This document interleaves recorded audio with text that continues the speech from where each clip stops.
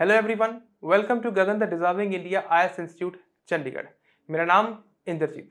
आज हम लोग डिस्कस करने जा रहे हैं, बहुत ही प्राउड मोमेंट है इंडिया के लिए। मेजर राधिका सेन, ये नाम और ये फोटो ध्यान में रखनी है आपने।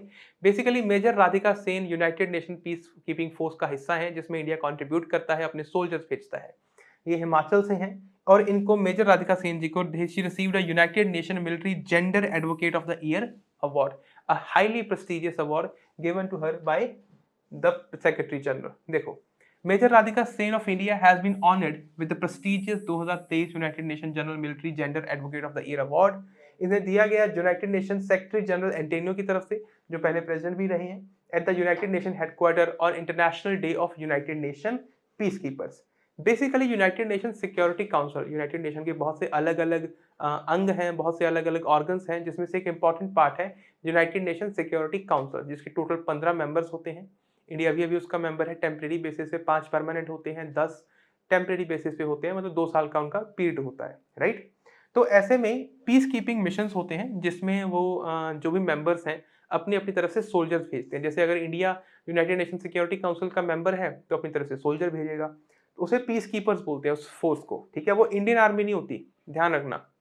जब वो वहां पर चले गए then they are the peace keepers, contribute करते हैं हम सोल्जर्स, राइट। जो मेजर सेन है, she is the second Indian peace keeper receiver. तो पहले ये किसको मिला है? मेजर सुमन गवानी को ये पहले अवार्ड मिल चुका है साल 2019 में। नेक्स्ट देखो, थोड़ा बैकग्राउंड देख लेते हैं इनके बारे में। She was born in 1993 in Himachal Pradesh. Major Sen joined the Indian Army 8 years ago, leaving her master's degree in biotech engineering IIT Bombay to serve the country. उन्होंने वो IIT की डिग्री छोड़ दी और वो आर्मी का हिस्सा बनी। Now service in the democratic Republic of Congo. इस वक्त वो सर्व कर रही हैं कॉन्गो में। कॉन्गो एक कन्फ्लिक्टेड एरिया है, वहाँ पर काफ़ी नक्सलाइट्स हैं या काफ़ी इश्यूज हैं, ठीक है, सिक्योरिटी कंसर्न्स हैं। तो उस सिक्योरिटी कंसर्न्स को ध्यान में रखते हुए वहाँ पर यूनाइटेड नेशन पीस कीपर्स ने अपनी फोर्सेज भेजी हुई हैं, जिसमें यहाँ पर वो सर्व कर रही हैं। नेक्स्ट देखो, United nation military gender advocate of the year award है ही क्या?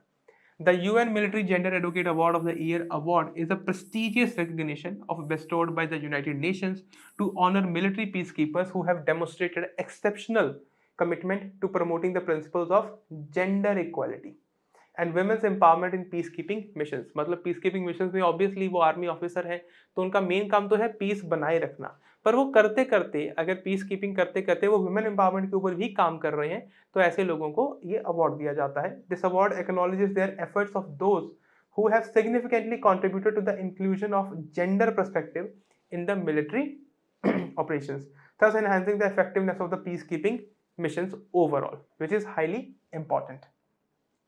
इंडिया का क्या रोल है यूनाइटेड नेशन पीस कीपिंग में? मैंने पहले ही बताया, यूनाइटेड नेशन की सिक्योरिटी काउंसिल में इंडिया एक मेंबर है, right. India is currently the 11th largest contributor of women military peace keepers to the united nation, जिसमें से अभी 124 डिप्लॉयड है। The country has a long-standing tradition of significant contribution to the United Nations, overall deploying 6,000 military and police personnel to various United Nations operations worldwide.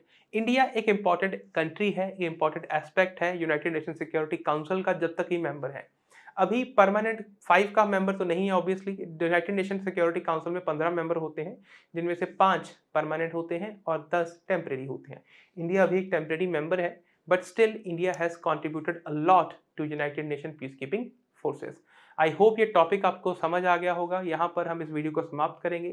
तब तक अपना ख्याल रखें, खुश रहें, धन्यवाद।